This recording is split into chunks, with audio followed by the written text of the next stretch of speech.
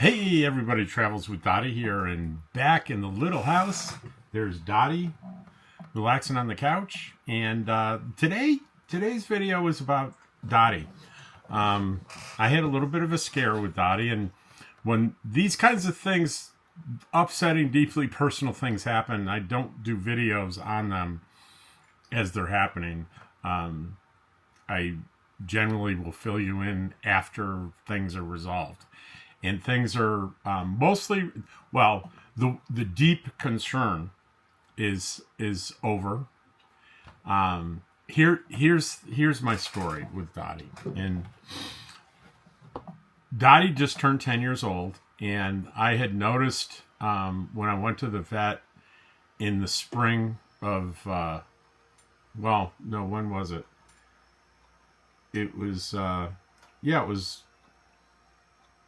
I'm having trouble remembering. I think it was in the fall of last year. It was in the fall of last year.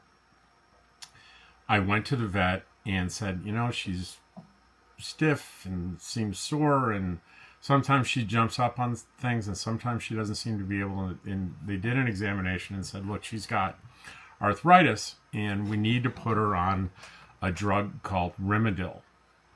So we did that. And Rimadyl is what they call an NSAID, N-S-A-I-D. So remember that, it's an NSAID. And she did great.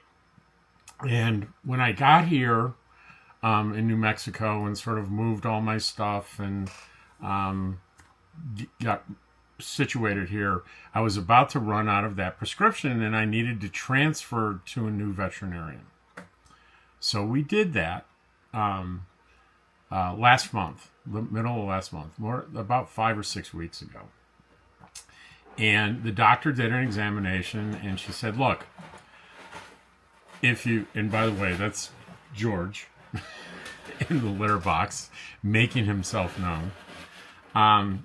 They said, look, if you really want to, I will write the prescription for the Rimadyl, but just let me say this. The NSAID can be very hard on the kidneys, the liver, and Dottie is just too young to be on a medication like that for potentially her lifetime, and it could shorten her life. And I was like, oh, okay, what are the alternatives? She said, well, there is a different medication, we can do that medication. It's a NSAID, but it has a different mechanism of action, and it's much safer. I said, okay, let's try the new medication.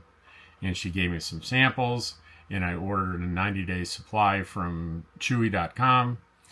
And Dottie steadily, over the next few weeks, got worse and worse and worse and worse. And the emotional crisis came like on a Friday when, of course, they were closed. And Dottie was not able to go upstairs. There was a time where I just touched her when she's lying on the bed and she yelped, and that's never happened before. And I was sort of, after I touched her and she calmed down, I gently touched that area, looked for maybe a mass or anything that seemed wrong. And I didn't find a mass, but what I did find is the muscle there was in complete spasm. And she was occasionally just panting in in a cool environment for no reason, and appetite was decreased. I was, and she really had severe mobility problems. Let me inform you here that my last dog before Dottie, her name was Sadie, and Sadie had arthritis, and I had Sadie on medications for that, and the medications worked great for a few weeks, and then suddenly they stopped working, and Sadie couldn't even stand up. And days after that happened, Sadie was gone. Sadie passed away. That experience served to really, I was really, really worried over the weekend. It wasn't, I didn't see a reason to rush her to an emergency place. But my worst fear was this pain was new, and it was cancer, something like that, something lethal. And so I called the vet first thing in the morning Monday, and by the way, if you're in the area, it's the Critter Care Center, and I really like them a lot. So I went in and I explained to the doctor, look, I'm a 9.5 out of 10 on the worry scale here. And I explained everything that's going on. And she said, okay. And she did a same physical exam as she did last time. But last time, Dottie was on the Rimadyl. So the pain was somewhat masked. Now the pain was not masked at all. And she said, well, last time I said her right shoulder, there's some arthritis, or her right or left hind quarter. One hind quarter had arthritis, and she said a knee on one of the front legs. And this time she said, well, now I'm seeing she has really significant pain in her back. And that is what's driving the behavior that you're seeing now. And she explained that because that pain was masked before, the doctor wasn't really aware of that. And let me tell you something, when and I've seen this before in a vet, where they palpate very carefully parts of a dog's body looking for a pain response. And it's not what you think. They're not looking for a yelp or a jump. They're looking for the subtle signs a dog, or I imagine cat too, but for my purposes, a dog gives off when there's a pain response. And I'm watching her, and I said, can you show me what you're seeing? And she showed me, and it's like a subtle, like when she'd hit a spot on the back, there was like a subtle movement of Dottie's head. And when I looked in her eyes, I go, oh, I see it now. But it's hard to see. So she did this sterile exam, and she explained that the Rimadyl is actually often prescribed for that kind of back pain. However, the new medication is not effective for back pain. So she said, that's what's going on here. We went off the Rimadyl onto the safer medication, and that pain broke through, and that's what you're seeing. And incidentally, we also did, I said, are you going to do a blood test? She said, sure, absolutely. We did a blood test, and I was holding my breath. I was afraid the blood test was going to show something that was going to mean there's some systemic thing like cancer potentially going on. And she comes back, she said, the blood looks really good. There's one slight elevation, and I think it was liver. And she said, I'm not concerned about it, and it's totally expected because she was on that Rimadyl for several months. So I expect that. And I said, well, okay, so what's the plan? Do we go back on the Rimadyl? She goes, you know what? Still, I'm telling you that the Rimadyl may mask this pain, but it's going to shorten Dottie's life. She didn't say those words. She said it's going to cause problems with the liver and kidney. And you know what? I know what that means. I know it's going to shorten Dottie's life. But just to be clear, the veterinarian didn't say those words. But she said, I'm careful enough to really urge you not to go back on the Rimadyl. She stopped short of saying she wouldn't do it, but I wasn't going to test that. I said, what do you recommend? She said, well, here's what I'm going to do. She gave me 2 bottles. One was muscle relaxant. She said, this is temporary. 2 pills a day until it's gone. And the other one was gabapentin. She said, and gabapentin that builds up in her system over time. That's going to be, should be a tremendous help for her. And I don't have an issue with her being on gabapentin long term. I believe it's safe. So that's what we did. We left, and well, I will say it's been, let me look at the calendar. It's been a week. Tomorrow will be 1 week. So I started on the new medications on, let me look at my calendar to make sure I'm telling the truth here.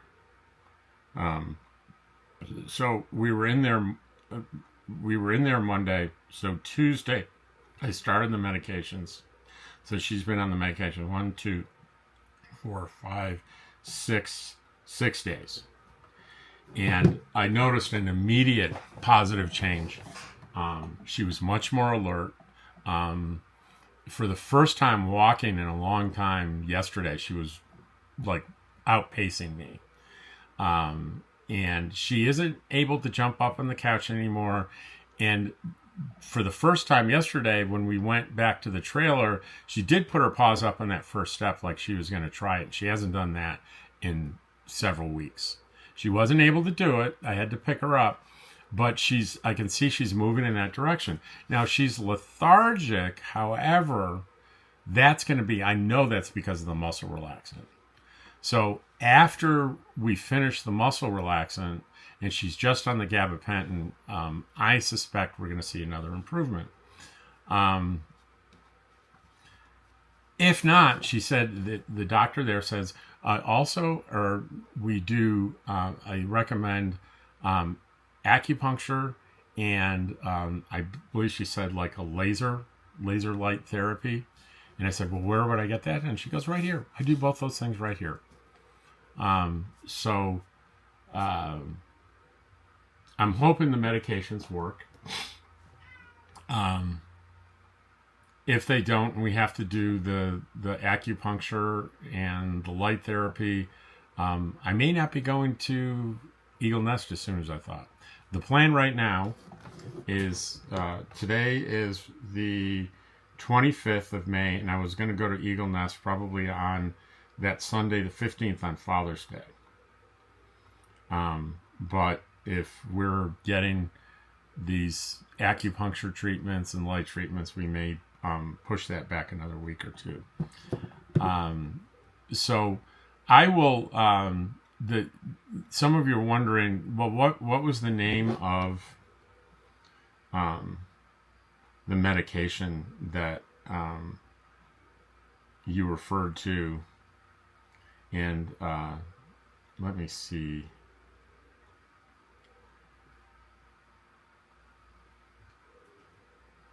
It's the one that replaced the Rimadyl, the NSAID that has a different mechanism.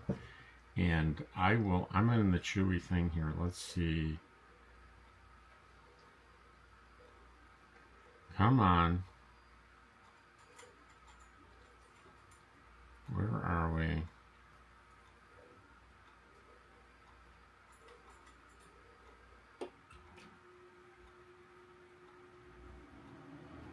Galliprant, Galliprant, and I did sign up.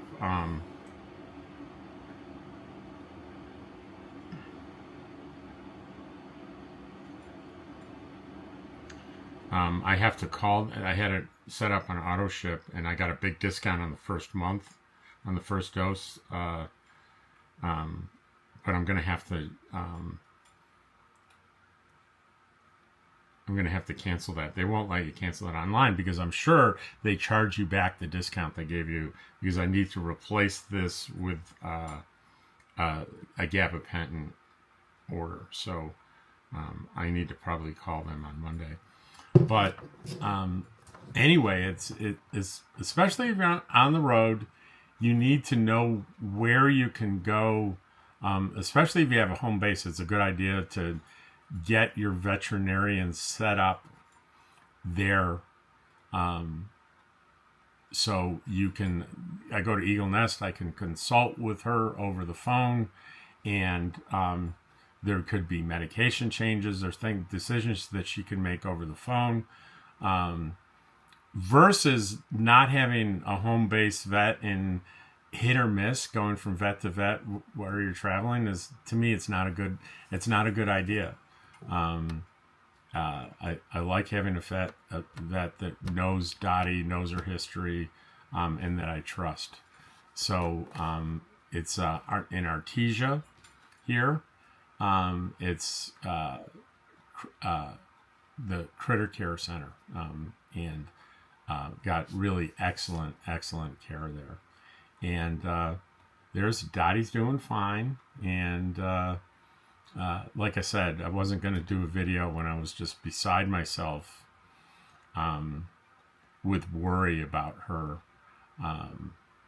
And I think when you get on a video and you start giving out information like that, like, you know, I have this fear that it's cancer and stuff, I think you potentially traumatize people. You know, I don't want to exaggerate, but it's a little traumatic for people to hear that kind of intense worry.